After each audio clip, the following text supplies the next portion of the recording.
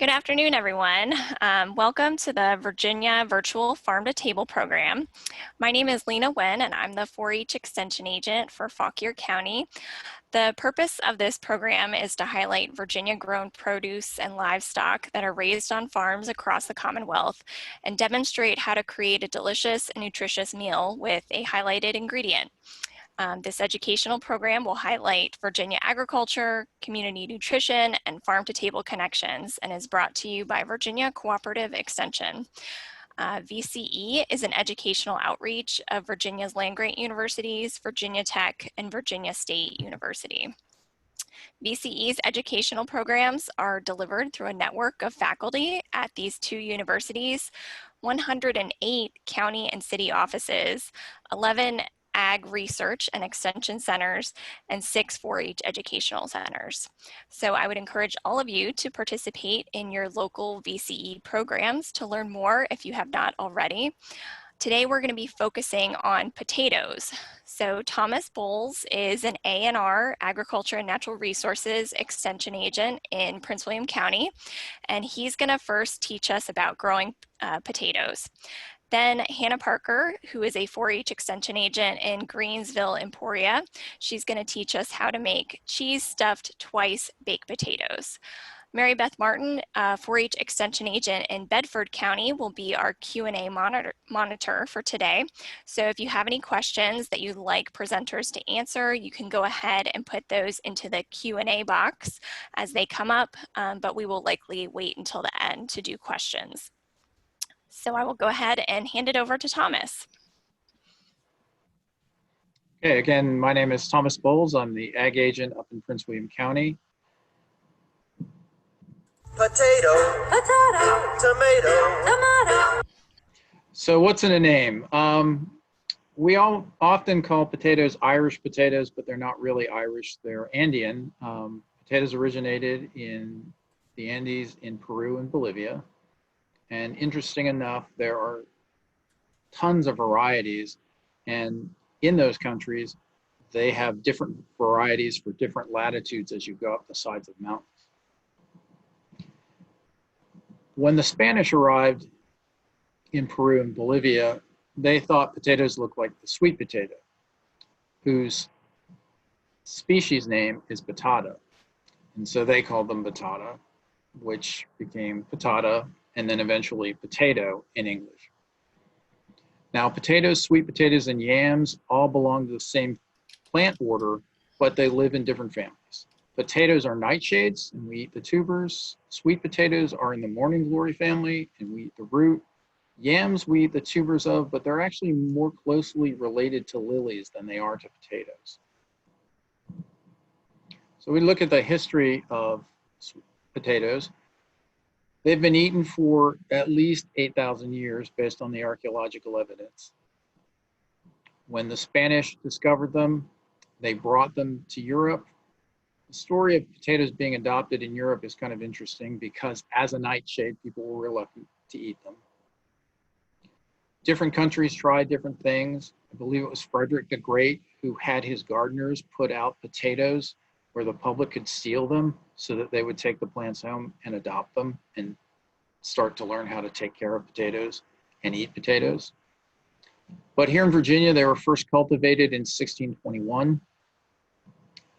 By the beginning of the 1700s, potatoes had become a staple of Ireland and actually several European countries. A lot of our Eastern European countries, potatoes were just as important as in Ireland.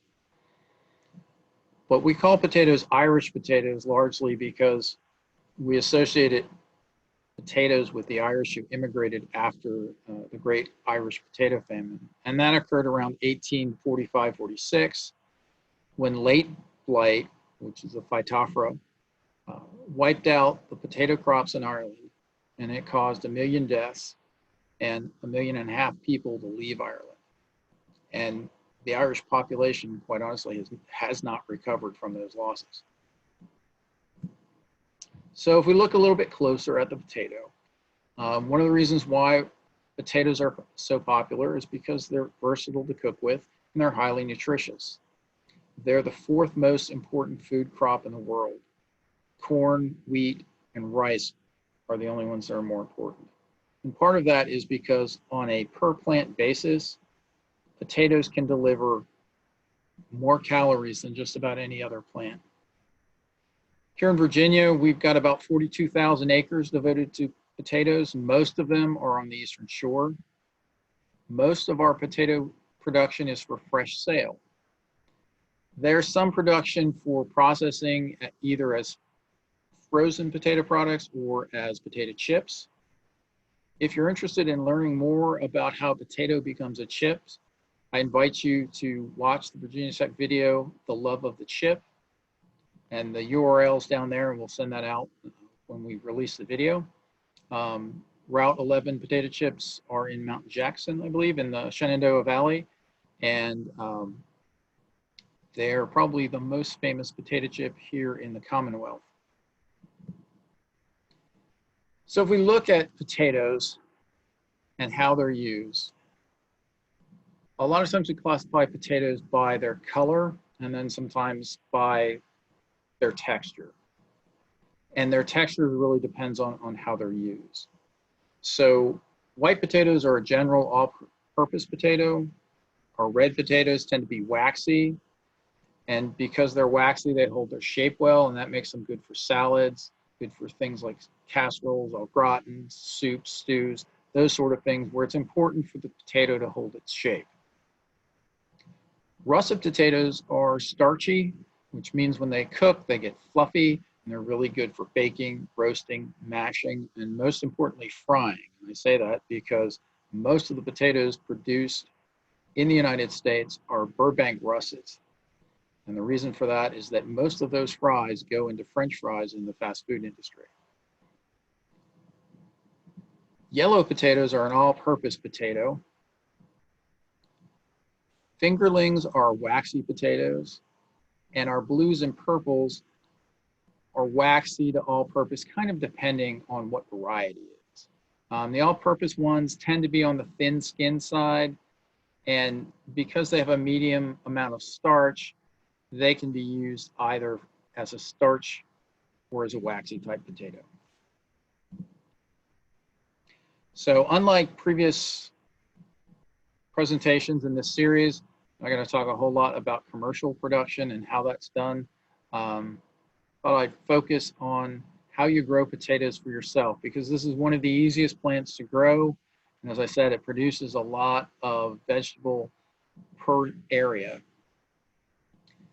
I will say that building your soil makes a huge difference in how you can grow your potatoes and how productive they'll be.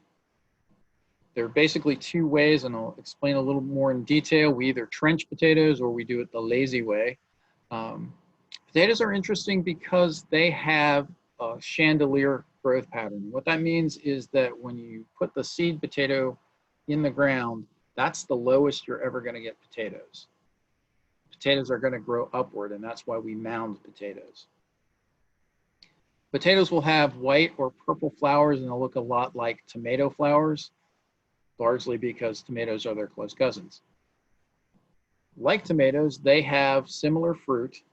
Most of the time we harvest potatoes before we get to their cherry tomato-like fruits, but you don't want to eat their fruit. All parts of the potato that are green are poisonous, whether it's the fruit, whether it's a potato that's been exposed too much to the sun and it's got green on it. Now, if you've got a potato that was exposed to the sun, you can lump soil on it and give it a few days, and those toxins will leave. And when you uncover the potato, you'll find that that green's gone away. Your other option is to cut the green parts out and use the rest of the potato. So we don't actually plant seeds, we plant seed potatoes. Growing potatoes from seed is really long and difficult. And so seed potatoes are small potatoes that typically are left over from last year's crop. And here we've got examples of seed potatoes. And seed potato, you need to make sure that you've got good eyes. And the eyes are the little sprouting points that you'll see on the potato.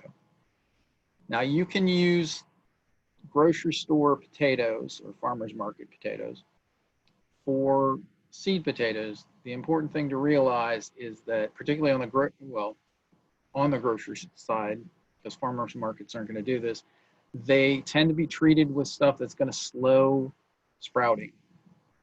So if you have potatoes that you like, that you see at the store, you want to try and propagate them, that's fine. Just go for organic ones or go for farmers market ones because they haven't been treated. Now with seed potato or potato from your pantry, you can either plant it whole, which I like to do because I think it gives it a better head start, or you can cut up the potato as long as each section has some eyes on it. And typically, if you're going to cut a potato up, you want at least an inch chunk of potato with at least 2 eyes on it.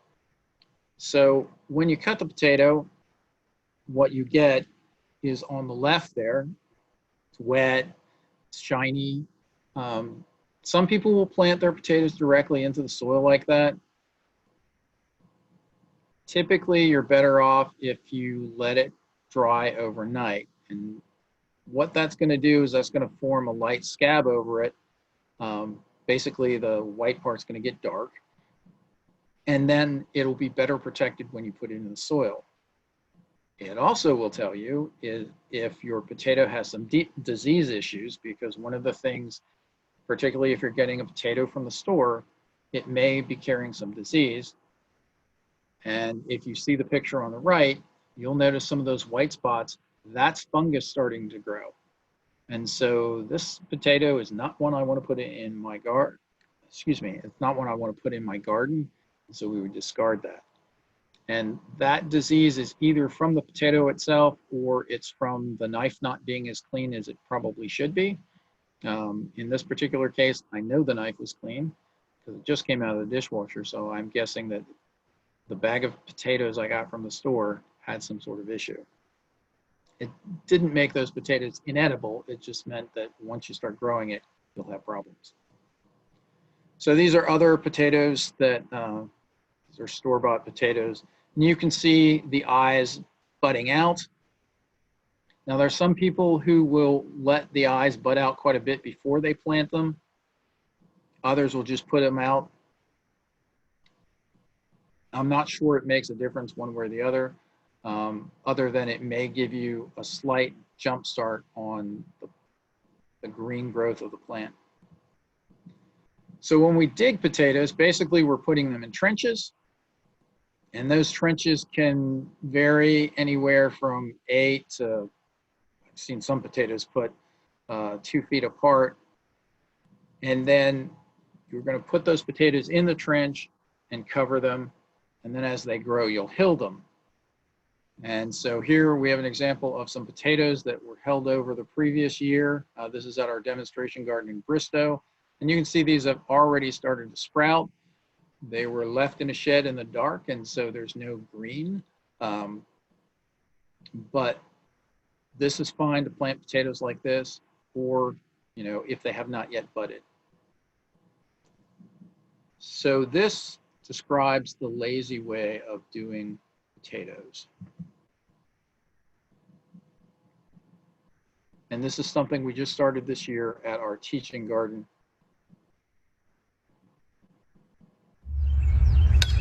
Okay, this morning we are preparing our potato beds.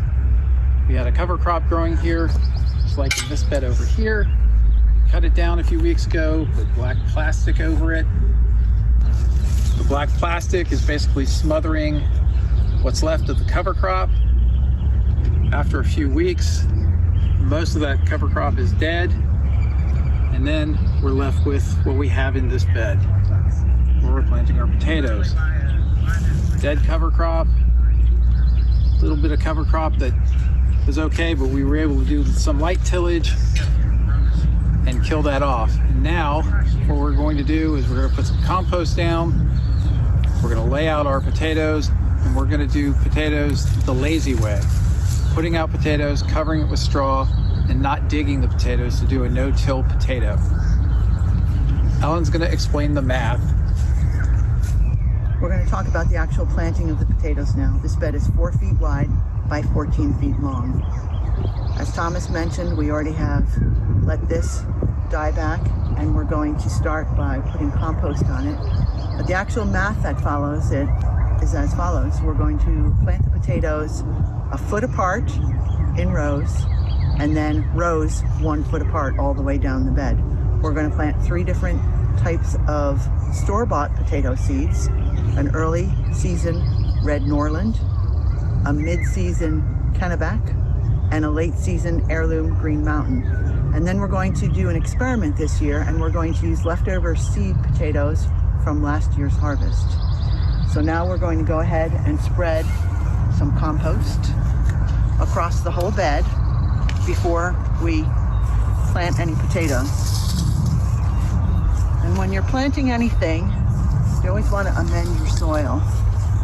This is compost that we've made here in the teaching garden.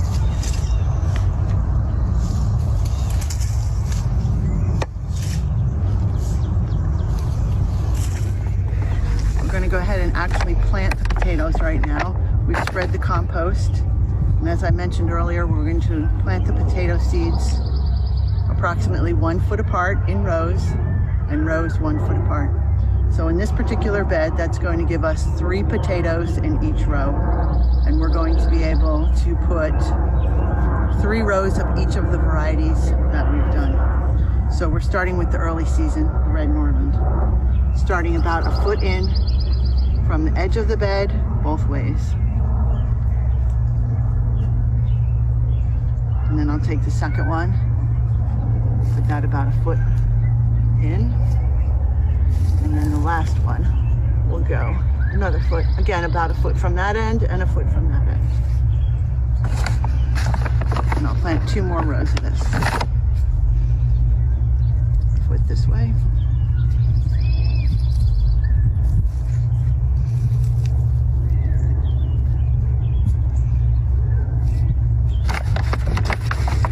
And for our third row of our early season plants,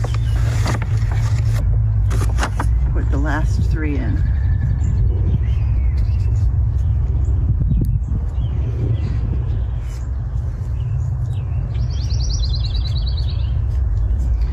And we have, as I said, a mid-season, a late season, and then a few rows of the experimental seed from last year. So we're going to continue down this bed.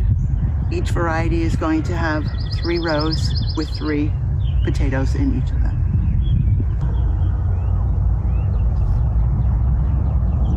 Okay, so now we've got our seed potatoes out.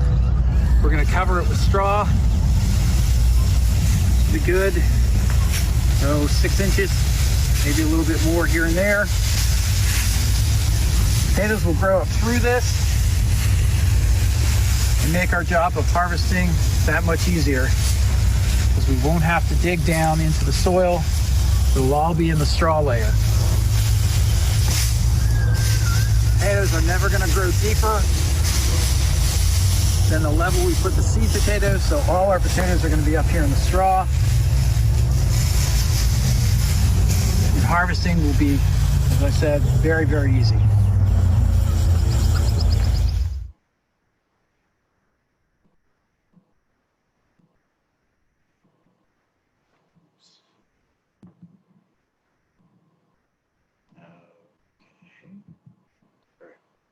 Apologize for all that jet noise. Unfortunately, our teaching garden is in a flight path. So this is what potatoes look like when they first start germinating and coming up. And then once they get to a certain height, we're going to hill them. And whether you've dug potatoes or whether you've done it the lazy way and you have straw, you want to do that hilling so that you increase the volume at which you've got potatoes growing. So you're creating that depth that you really need for a good harvest.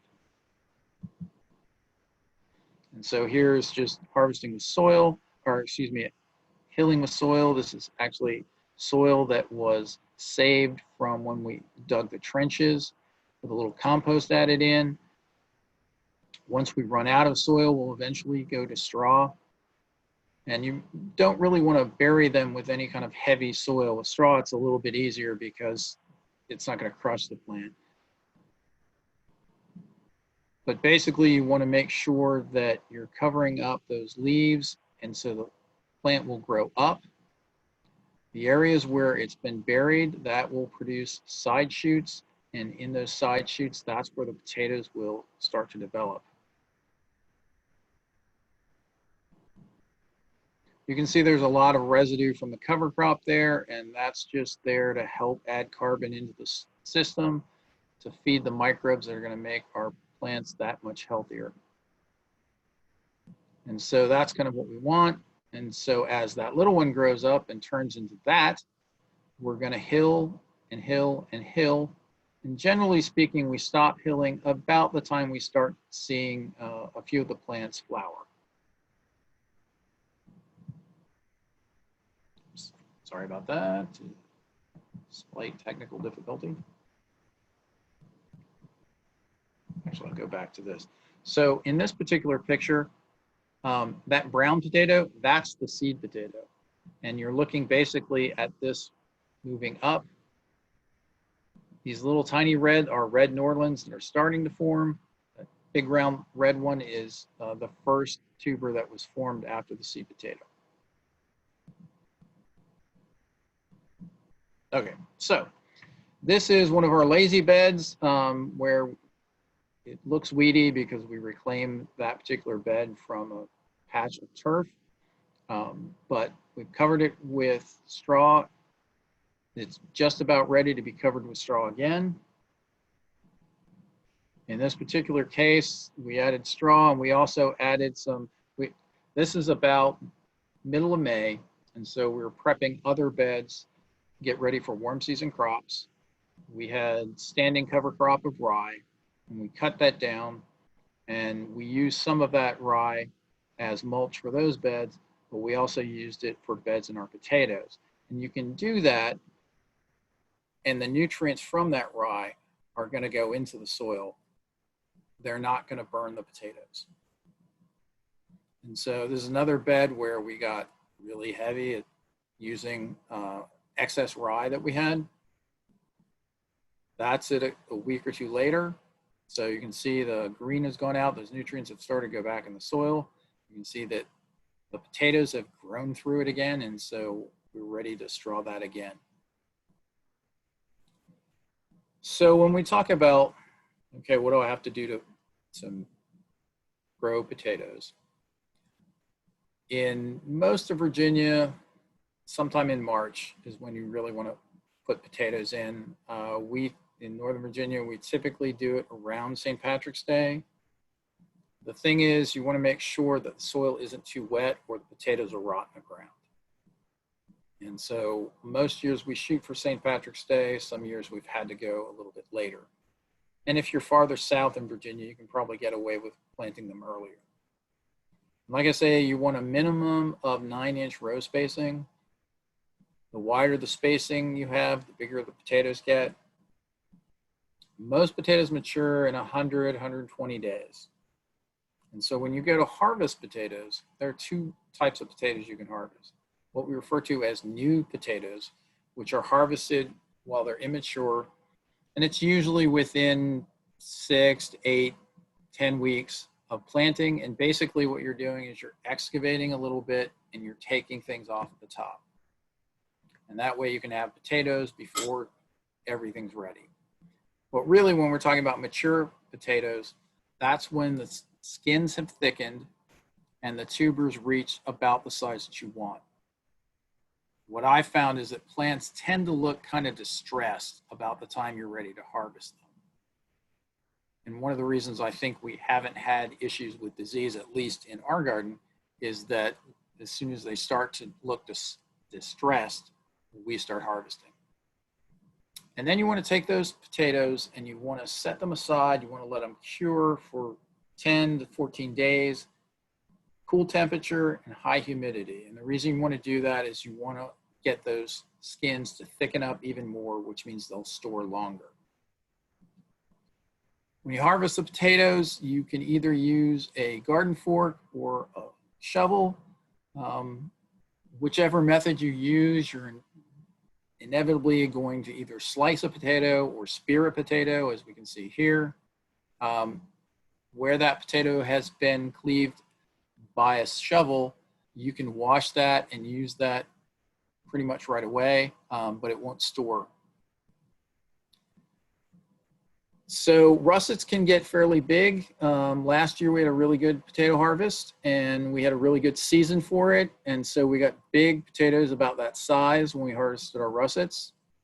This year in our lazy beds, we had a really cold spring. We had several instances of frost damage, which this is the first year that I've seen that in probably 10 years. And so the potatoes you see there on the right, that's what we got from about 6 plants of red Norlands that were grown on that recovered bed, that new bed that hadn't been amended very much. And that's a function, I believe, of weather. Although you can see we still have a number of sizable potatoes there. Now, if you harvest potatoes when the skins are thin, they can be damaged really easy. And so in this picture on the left, you can see 3 areas that were damaged on these different potatoes. That was done by rubbing those potatoes. That wasn't done by anything else. And so the skin is really thin in this case. And this is a reason why you'd want to take them and let them cure for 2 weeks, thicken up those skins, and potatoes will last much longer. But these damaged skins, you want to use those earlier. To give you an idea of some of the potato production you can get, on the right here, we've got a section of Green Mountains, which are russet heirloom potatoes. This was a 3x4 section of garden bed. And this is after one harvest. We took new potatoes once, and then this is the potatoes that we got left when it was time to harvest them at the end of the season. So some common potato problems: Colorado potato beetles. Colorado potato beetles are our #1 pest in our demonstration garden up here in Northern Virginia, but there are some others. Scab is a problem with potatoes, and generally speaking, you can get scab-resistant varieties. If you have a variety that isn't scab-resistant, if you grow it at a lower soil pH, you tend to have less problems. Leaf hoppers can be a problem. Slugs are a big problem, particularly once you let the potatoes go too long. So if we look at the picture lower right, the circle, that's a slug that basically has eaten out most of what was our seed potato. And potatoes can get pretty much any disease a tomato can get, because tomatoes, eggplant, tomatillos, they're all in the same family, and so they share a lot of diseases. Some non-toxic solutions to think about: floating row covers will do a lot to keep insects away. And basically what you're doing is you're putting this lightweight cloth over top of your potatoes as they grow. You'll have to take it up to hill, but otherwise you can pretty much leave it there. You're not growing the potatoes for flowers, so it's not important that you have any kind of pollination. And then you want to hand pick insects where it's practical. Using straw helps reduce a lot of the soil-borne diseases that come from those diseases being splashed up on the plants when they're watered or when there's rainfall. And straw also makes a nice predatory environment for spiders. It's also helpful if you practice the soil health principles. You can learn more about those from NRCS, which is the Natural Resources Conservation Service of USDA. And basically, soil health is based on keeping plants growing in a bed all the time. That means using cover crops. That means rotation to get diversity, minimizing disturbance. One of the reasons why we started experimenting with the strawing method or lazy method of potatoes is because we want to try and minimize disturbance. And the other advantage of using rotation is it can help break pest and disease cycles. But the important thing is, if you're rotating plants, you don't want to go from one bed that had potatoes into a bed that had tomatoes or tomatillos or eggplants, because again, they're all in the same family and they share diseases. If you'd like any of the links in this presentation, so you don't have to copy them down, we'll email those out to you, or you can send me an email and I'll be happy to send those out. So with that, I'm going to turn things over to Hannah. All right, thank you, Thomas. Hi, everyone. My name is Hannah Parker, and as was mentioned before, I am the 4-H Youth Development Extension Agent in Greensville, Emporia, and I'm excited to be here today with you all to share a fun and delicious recipe that I hope you all enjoy. Next slide, please. So potatoes are considered a vegetable. If you look to the right of the screen, you'll see a copy of the United States Department of Agriculture's My Plate. And this is a nutritional guideline that the USDA gives to us as a guide of what we should be eating daily. So as you can see, vegetables are a large portion of what we should be eating in our diet, and potatoes do fall in that category. Potatoes are good sources of vitamin C, potassium, vitamin B6, and fiber. And although they are good sources of various different types of nutrients, I do also want to mention that these are vegetables that we should probably limit our consumption of. You don't want to go crazy and eat all potatoes and no leafy greens or any other vegetables. Because some potatoes are starchy and they do contain high carbohydrates. So you want to be cautious and eat them in moderation. And as a reminder, if you do eat potatoes, we would recommend that you would either bake them or cook them in a different way other than frying them. Now, if you are growing your own potatoes at home, or even if you're purchasing them from the store, there are some recommendations on storing your potatoes. You want to keep them in a cool, dark, well-ventilated place. And with that being said, you want them to also be in a dry place. You don't want your potatoes to be wet because that could cause them to rot. It's recommended that you use your potatoes within 3 to 5 weeks. And as was mentioned earlier by Thomas, you want to be careful with the sun. If you put your potatoes in the sunlight, they'll start to turn green, like this photo here depicts, and that could be toxic to you. So you want to make sure that they are in a cool, dark environment so they will not turn green. And the last thing that I would like to mention is even if you're harvesting in your garden or if you're purchasing from the store, you always want to wash your produce before consuming it. So we always want to get in the good practice of always washing our produce before we cook and consume. Next slide, please.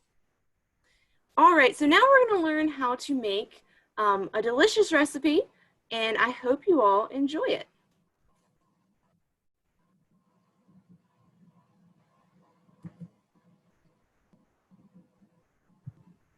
Hi everyone, my name is Hannah Parker and I'm the 4-H Extension Agent in Greensville County in the city of Emporia. Today, we're going to learn how to make cheese stuffed twice baked potatoes. The recipe selected for today's session is provided by Virginia Cooperative Extension's Family Nutrition Program and highlights the My Plate food groups of vegetables and dairy. This recipe yields 8 servings. One serving consists of 2 potato halves or 1 full potato. It will take a total of 50 minutes to prepare and cook the recipe. Key ingredient, the potato, is known as the most popular vegetable among children in the United States. Potatoes are a good source of vitamin C, potassium, vitamin B6, and fiber.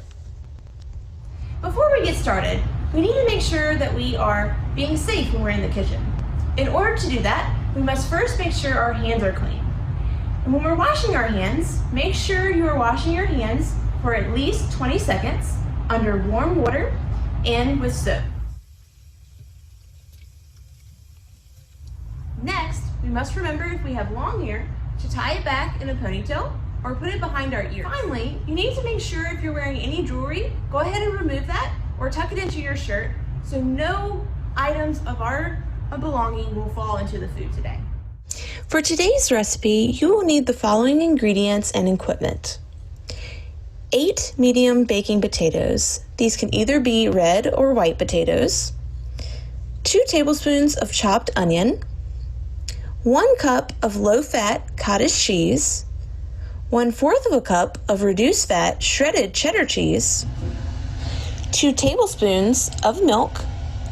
And 1/4 teaspoon of paprika.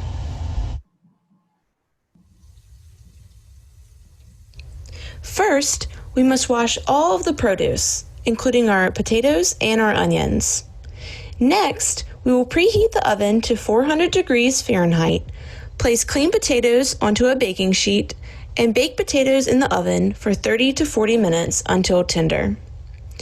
Once your potatoes are baked, you will then slice each potato in half lengthwise. Remember to keep your fingers back when slicing your potatoes. Next, you will use a spoon to scoop out the inside of each potato into a bowl. Leave about 1/4 inch of the potato next to the skin and save to restuff your potato. Once you have sliced your potatoes and hollowed out your potatoes, you're going to set them back on your cooking sheet so we can stuff them. All right, now that we have hollowed out our potatoes, we're going to make the filling for the inside of our cheese stuffed twice potatoes. So we already have our potatoes in our bowl. Next, we're going to add our 1 cup of low-fat cottage cheese.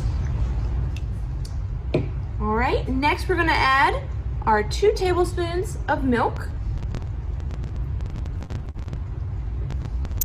Next, we're going to have our 2 tablespoons of chopped onion.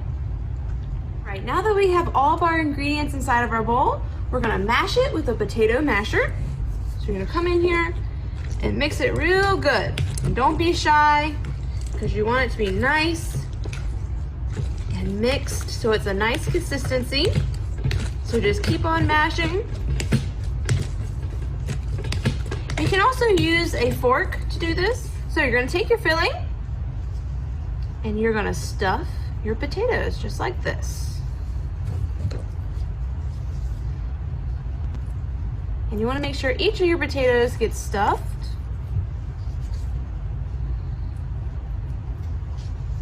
Now that your potatoes are stuffed, we're going to take our 1/4 cup of shredded cheese, and we are going to sprinkle that cheese over top of our filling. All right, there we go. We got our cheese on top of our potatoes. And then now what we would do is sprinkle paprika over top all of our potatoes. And you can see here our finished product. We have cheese stuffed twice potatoes. This half has paprika, and then this half is non-paprika. All right, now that our potatoes are all done, we're gonna take our potatoes and we're gonna bring them to the oven. Now our oven has already been preheated to 400 degrees, and we're gonna open it up. We're gonna place it on the top rack. We're gonna set our bake time to 5 minutes, and then we're going to come back and see what we made. All right, now that our baked potatoes have baked in the oven for 5 minutes, it's time to bring them out and see how they did. And remember, when you're getting your baked potatoes out, be sure to use a oven mitt so we don't hurt ourselves. And here we go. They look delicious, and I hope you enjoy. Alrighty, well, I hope you enjoyed that short video of me making the recipe.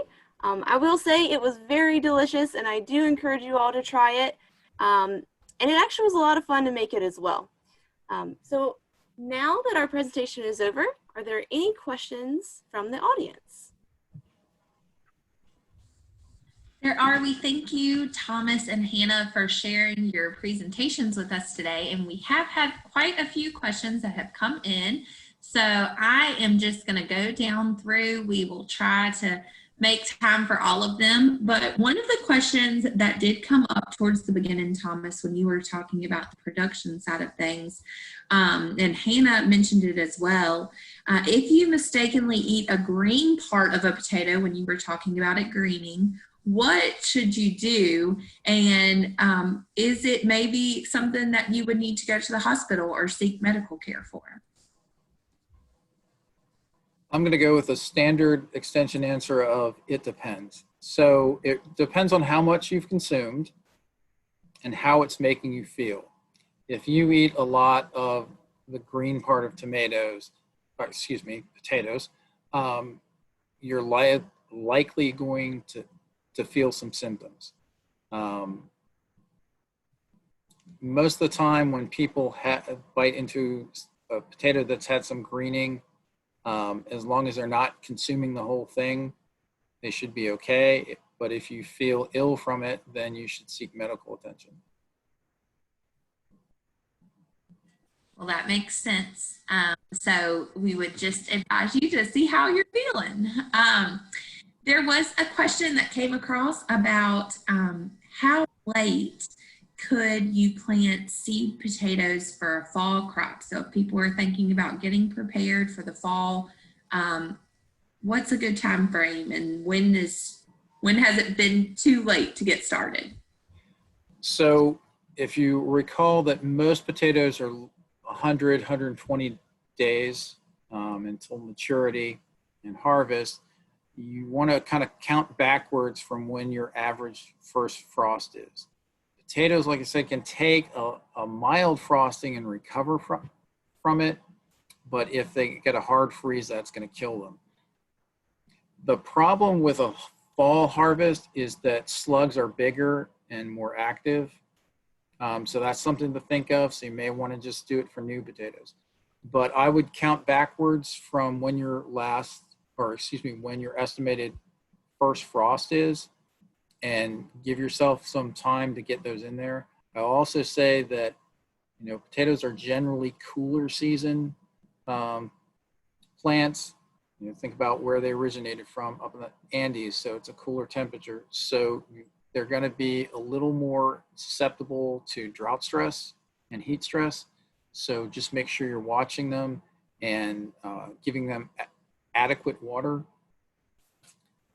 I want to think, so our last frost date where I am is the end of October. And I want to think one year we tried early August to plant them.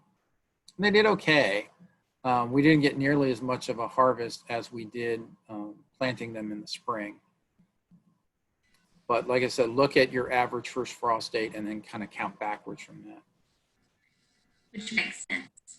I know potatoes can be tricky. So one of the things that I know has been growing popularity, and we had somebody ask about it, is container gardening. And someone did ask about your opinion of potato bags. You shared with us the lazy method of growing it, out on the soil and not below the soil. But have you had any experience with those, Thomas? I've had a little bit. And so for those of you who don't know, basically bagged potatoes are, instead of planting in soil, you put soil in a bag, you have the bag opened up so the plants can get sun and grow. But as they grow, you're hilling, but you're hilling in the bag. And the idea is, instead of having to dig, you just slice the bag open, pull your potatoes. The few times I've tried it, I haven't been quite as successful, but I also know people who've been very successful with it. The biggest thing, if you're going to grow it in some other kind of container, a pot or something like that, is that you really need to make sure that you have a pot that's not big, that's not so big that you can't lift it to dump it out when you need to harvest. The other thing I will say about both the bags and doing it in pots, make sure you have a really good drainage or your potatoes are going to rot on you. I know I've actually seen on Amazon lately, which is where I think everybody goes to look for things, that they actually make potato bags now that are meant to grow the potatoes in, and they actually have like a side of them that will open up from the side, so you don't even have to cut your bag open. So I don't know if that's what they were referring to, but I have seen those lately, and I wondered, what kind of success people have with them. No, they're very effective. I grew potatoes in bags. Most of the time I grew potatoes in bags, I should say, is before we had those bag specific. And that was drainage was a big thing. In the purpose-built potato bags, they usually have good drainage, and that's a really easy way to do it. And honestly, if you're thinking containers, I would go with bags over pots because it'll be so much easier. Which makes sense. And when you were talking about the containers and hilling, someone had asked earlier if you could just go over what hilling is again and maybe a little bit more specific in that. Sure. Actually, let me jump back real quick. If you're growing potatoes in containers, make sure you use soil and not potting mix, at least at the beginning, because you want to make sure you've got enough nutrients for those potatoes. Potting mix makes great structure, but you're going to have to fertilize if you use potting mix. So back to hilling. So hilling, basically, you want the potatoes to sprout and have good green growth for about 5-6 inches. And then you'll go back and you'll cover 1/2 to 2/3 of that with soil. And as the plant continues to grow up another several inches, when it's about 5 or 6 inches, again, you hill it with enough soil so that about 1/2 of it's covered. And the idea is that because potatoes grow up, unlike sweet potatoes will grow down. You'll get sweet potatoes growing lower than where you plant them. With Indian potatoes, they're going to grow up. And so you want to create more of a volume so you'll have more potatoes. I hope that is clear enough. But if the person who asked that question, if I didn't answer that as completely as you really wanted, email me. I'm happy to have a conversation with you about specific questions. Yes, and I know that typically after these presentations are over, the information will also be shared out, so your contact information should be there, so in case they have some more specific questions. And I think we have time for one more question. And so there was a question. You spoke briefly about soil and making sure that you had nutrients in your soil. And so there was a question that had come up about, was it true that once you planted a crop,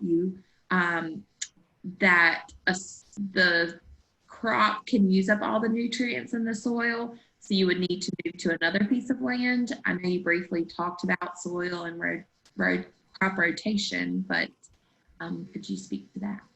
So if we're talking production, a lot of times they don't rotate fields and they have to put back more nutrients into the soil, or they have to rotate to another area. In backyard gardening, a lot of times you don't have the space to rotate. So it's really important to build that soil and to have rich organic soil. At our demonstration garden, we've never had to fertilize potatoes. And we do that by, one, being able to rotate from bed to bed. And the other thing is to use cover crops over the winter that will add nutrients back into the soil. And so a lot of times we'll put a mix of crimson clover and cereal rye together and grow those into the bed that we're going to move potatoes in. The cereal rye will take up any nitrogen that might get leached away, while the crimson clover is producing nitrogen because it's a legume. And so you're storing up all that energy, and then that cover crop will release that energy back into the soil, and you've got a highly fertile soil to use. And it also does take a little bit of time. It's going to take several years to take, basically a compacted clay like we see in a lot of Virginia, particularly in suburban Virginia, and transform that into a really deep and healthy soil, but it can be done. And soil health is a whole nother presentation. And again, if you have questions in more detail, happy to answer those offline. Great. Well, we thank you, Thomas and Hannah, both. We appreciate all of you interacting with us today. And I'll toss it back over to Lena for any last words.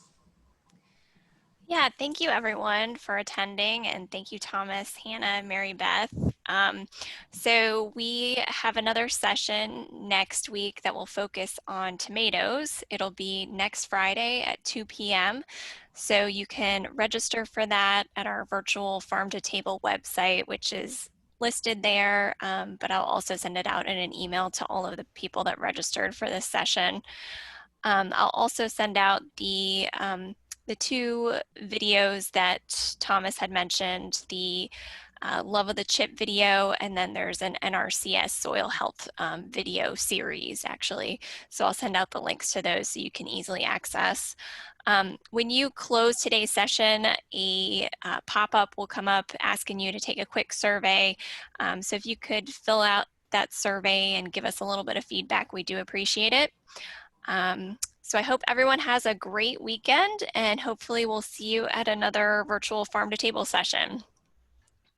Bye everyone.